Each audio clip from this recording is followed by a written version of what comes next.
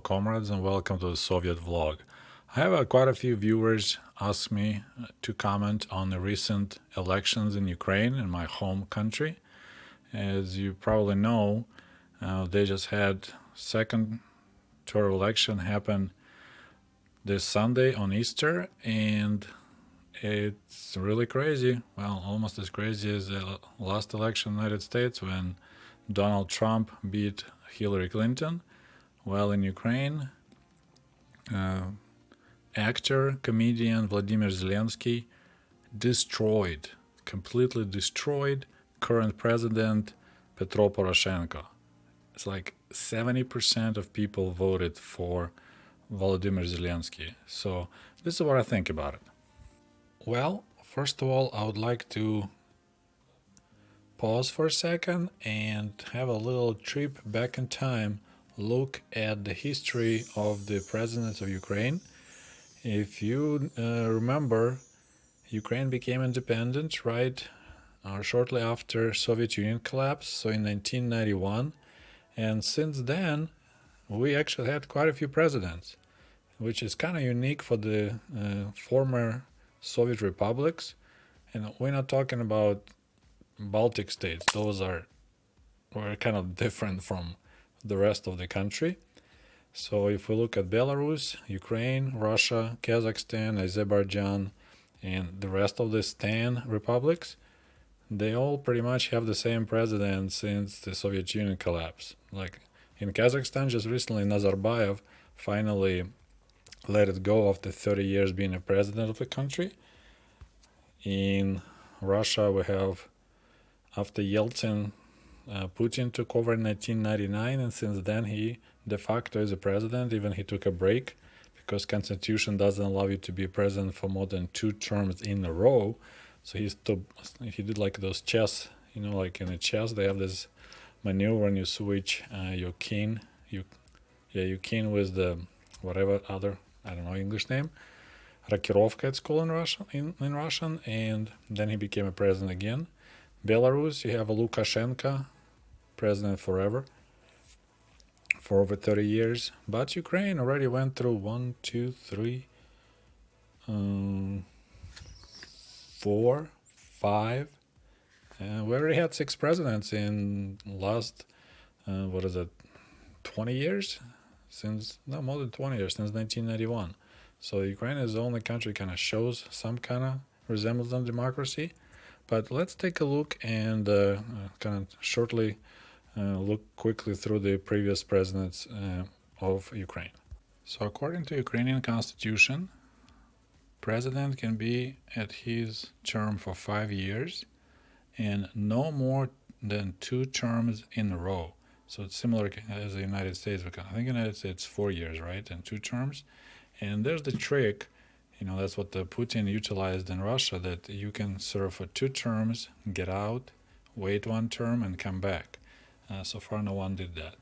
And the salary for Ukrainian president is $1,500 a month, $1,500. And the first time job opening for president of Ukraine was in December 5, 1991. So that's when they had a position officially for the president of Ukraine.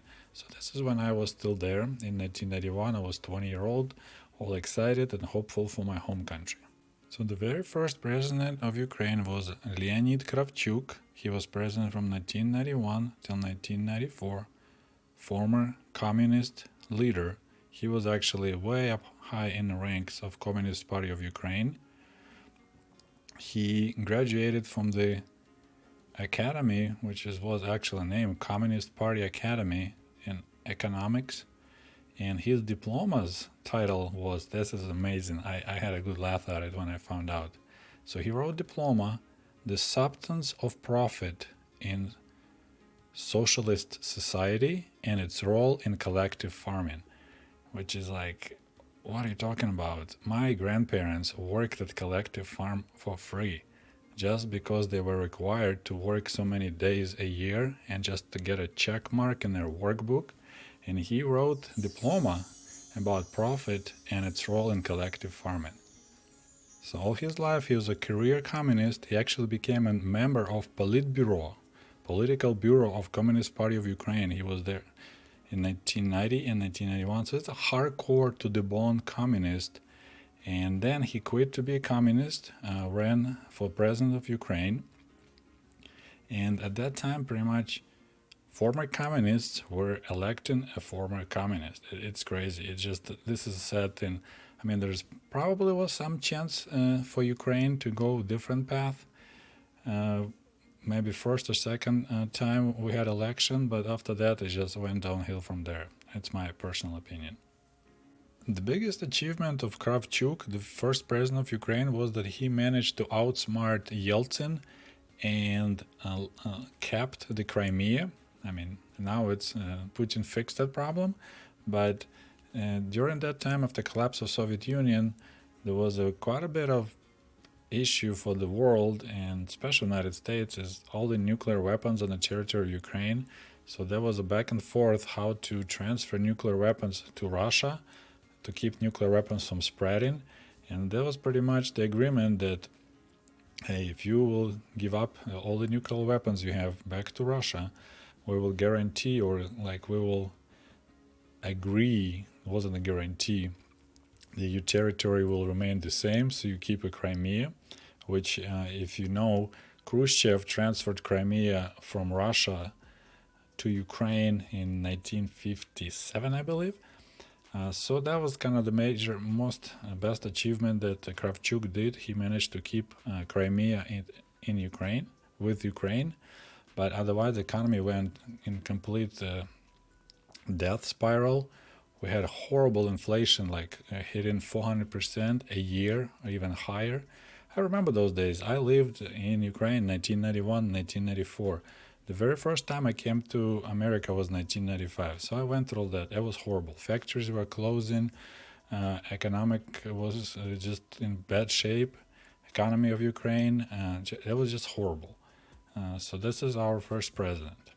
So he never made it to the second term. There was some issues, some conflicts. He actually quit, I believe. And our second president became Leonid Kuchma in 1994.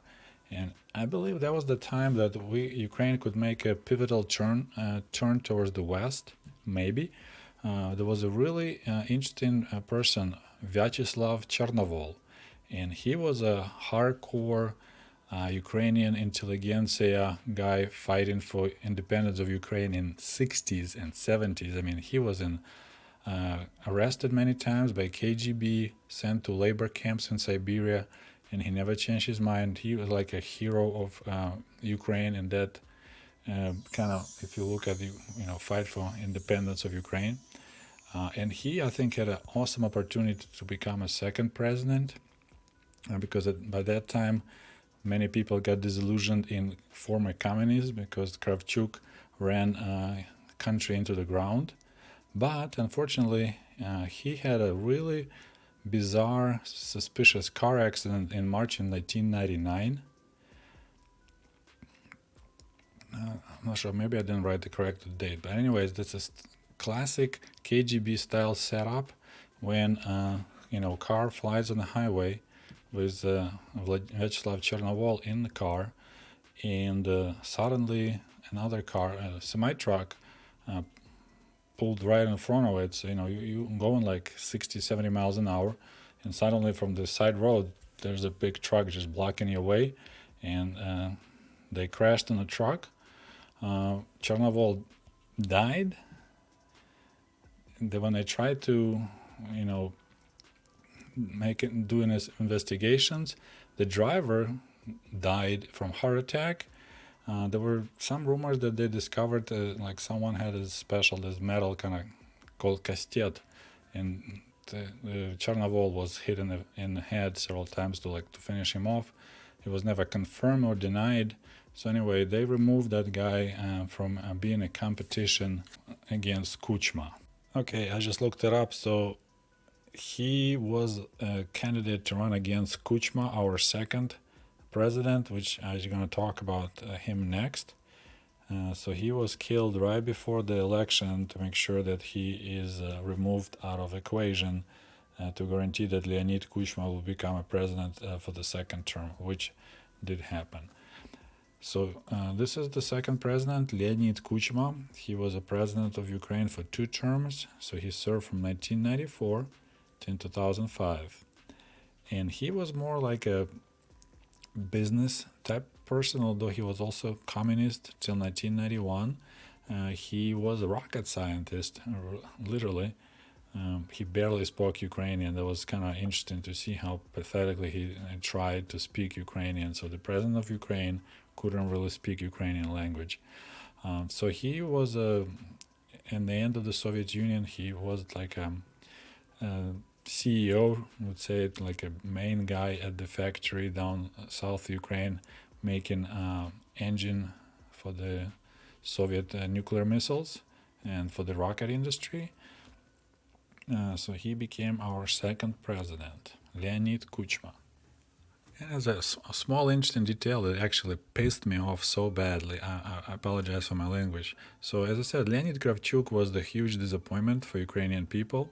So by 1994, before, he was running for his second term, but he knew there's no way he could win because the economy was just destroyed. People are poor and upset.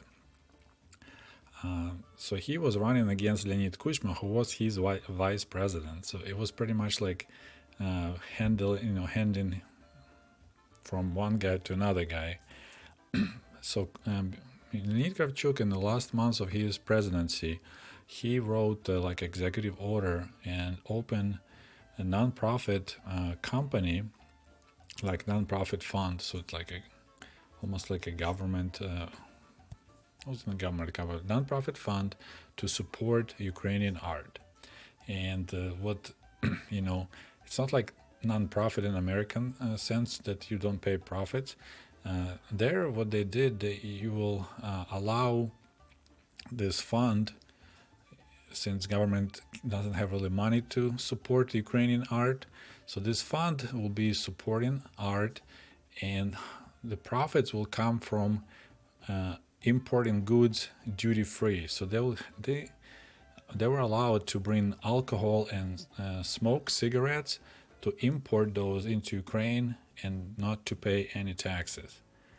And that fund to support Ukrainian art, like overnight, became number one importer of alcohol and cigarettes into Ukraine.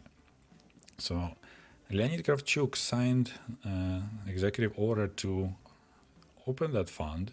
Then he lost election, and guess what Leonid Kuchma did? He signed executive order to make Leonid Kravchuk, his opponent, to be a president of that fund. So Kravchuk prepared a landing pad for himself, and next president was nice enough to put him on that landing pad. Of course, the guy became rich. He bought a nice villa in Spain, and so he had a nice retirement after destroying Ukraine for 5 years. So now Leonid Kuchma, he was running country more like business, and he actually improved the economy quite a bit. He kind of turned direction and was more about cooperating with Russia. He signed some agreements with Russia, got better prices for oil and gas, since Ukraine has none of those. So we depended totally on Russia for our oil and natural gas. And so he kind of did the economy recovered under him pretty well. But at the same time, it was a lot of corruption going on. And he famous, like it's not a good way of saying it, famous for killing a journalist, especially there was a journalist, Gognadze, who was really critical of the government, and then he got killed. They found his body headless in the woods, and then later on there's recording came up, tape, and with the voice where the Kuchma was telling, you need to kill this journalist because he pisses me off. I'm tired and sick and tired of his newspaper, and so you need to take care of him. So that was a big news one. If another, of course, he also happily retired. So that's Leonid Kuchma, our second president from 1994 until 2005. Okay, next one, Viktor Yushchenko, and that's when Ukraine became famous around the world. During the election in 2005, there was a big mess. There were riots. If you remember Orange Revolution, so Russia was pushing their candidate, which is Viktor Yanukovych, and nationalist forces were pushing Viktor Yushchenko. I believe his wife is from Canada or Canadian Ukrainian. But at the same time, Viktor Yushchenko also was a member of Communist Party till 1991. He also worked as a Prime Minister of Ukraine, and he worked as a Chief of National Bank of Ukraine. So, as a result of Orange Revolution and uprising in Kiev and other cities in Ukraine, they canceled the results of election, which was Viktor Yanukovych supposed to be president, and Viktor Yushchenko was the president for 5 years. He was huge disappointment. There was a lot of hopes that Ukraine will be more like a pro-Western country and our economy will integrate with Europe. It never happened. And he lost the election in 2010 to his opponent, Viktor Yanukovych, which was a big-time puppet of Russia. Oh, Viktor Yanukovych, another president who barely could speak Ukrainian. What I remember about him, I mean, I was already gone. I lived at that time in the United States, since 1999. He actually had some criminal background. He ended up serving twice, I believe, in jail. One time for stealing fur hats. My channel, my YouTube channel, actually started. My very first video is about Ushankas, which is the name and the name of my channel, and it's the name of that fur hat that people in Russia and Ukraine likes to wear in the winter. So my Ushanka Show. So he was, as a teenager, he was snatching those from the people's heads. You know, people walk with a nice, expensive Ushanka made of fur. And that's what they were doing. You know, you need to be really fast and be a fast runner. You're just gonna sneak behind the guy, snatch a hat off his head, and then you bolt, run as quick as possible. So he got caught for that. Second time, I think that was for beating someone. So he actually served in jail 2 times, but in order to become a president, they clear his record, white it all out, and he apparently now, according to the records, he never was in prison.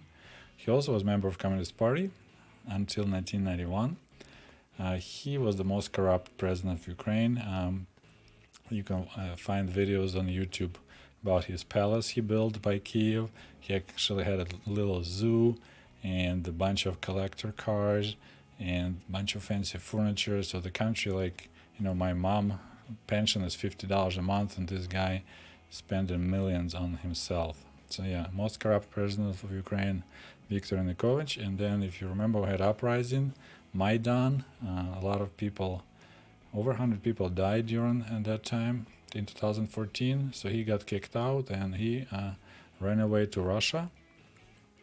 And after that, our next president was Petro Poroshenko. Petro Poroshenko is a billionaire. He's worth about $1.3 billion. He was a president since 2014 till 2019, so for 5 years, and his nickname is the Chocolate King. He did a lot of businesses in the end of the Soviet Union when Gorbachev allowed private enterprises. So he started to, earn his initial capital, and then he was importing cocoa beans into Ukraine. Then he started making chocolates. He bought other chocolate factories, and he actually had quite a few, even in Russia and other countries. His company, the brand of the chocolate was Roshen, which is kind of his part of his last name, Poroshenko. So he removed first 2 letters and made his company called Roshen. And that's a pretty popular brand in Ukraine. And so he's an extremely rich guy, and he was running country for 5 years. And of course, that was a tough period. It's when Russia in 2014 took Crimea back. And then we started having troubles in eastern Ukraine with so-called uprising of the local coal miners. But in reality, there's a regular Russian troops fighting there against Ukrainians, trying to kind of remove a couple extra areas from Ukraine. Okay, so we end our short review of former presidents of Ukraine. And now, since April 21st, the new president of Ukraine is officially Volodymyr Zelensky. He was born in 1978, so that guy is actually younger than me. So the good news, we finally have someone from the young generation, not the old, communist type of people. But besides that, I don't see anything really good about him. As I said, it looks to me like he is a Ukrainian Trump. He had zero experience doing anything in politics. He's just an actor, quite successful one. Right after high school and college, he just was running entertainment. He had a show. He made a bunch of movies, and what actually made him president is his TV series called The Servant of People, Sluga Narodu, which was actually recorded in Russian. So that's Ukrainian show, but it's recorded in Russian. And he played there a teacher of history who totally by accident became president of Ukraine. So the character's name is Galaborodka. And so the whole movie, series about this teacher who is now a president, and he's fighting corruption. He's just just doing great job making Ukraine great again.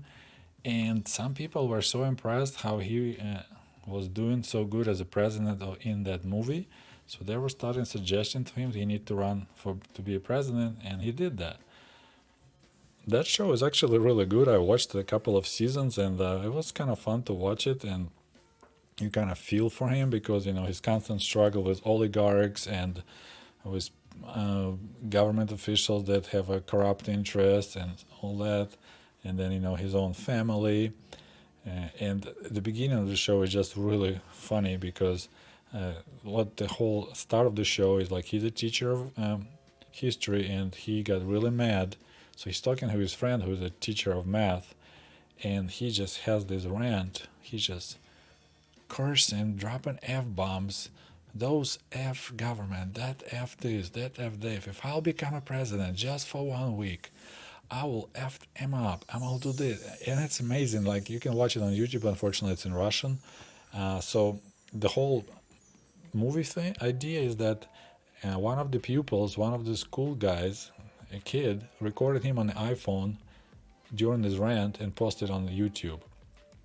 And that video became viral, and he wakes up in the morning and he got elected as the president of Ukraine.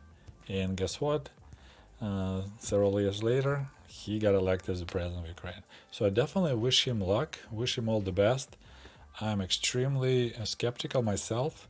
I give up on Ukraine a long time ago, to be honest. I hate saying it, but the reality is, until Russia will be doing its Russian thing and Putin will be a president of Russia, Ukraine won't go anywhere. It's just, it's like you live by the woods where the big bear is, and you can't get that bear mad at you because he will maul you, he'll kill you, he'll destroy you. It's just you have a really bad, big, bully neighbor, and you depend on him for oil and gas. And since you don't have your own oil, you can't expect America to show up to help you out because you have nothing of interest to the United States for the United States. That's why even, Russia occupied Crimea, United States did nothing. Russia occupied eastern territories in Ukraine, United States did nothing. But if we had some oil like Kuwait had, I think we'll have a Operation Desert Storm 3 in 6 months. So anyway, as I said, I'm kind of happy that Poroshenko, the previous president, lost, but I don't have any hopes. It's just, it's just the situation is so pathetic, so bad. I wish all the best for my fellow Ukrainians and for my country, my former motherland, but I'm really skeptical. All right, so this is what I'm thinking about the recent election in Ukraine. I'm curious to hear your thoughts, so please post the comment below this video, and we'll talk to you soon. До свидания. Goodbye. And if you love my channel and would like to show your support, Please click on the link below this video and become the patron of the Ushanka Show. For as little as $1, you can help us grow and create the new, interesting videos about the life in Soviet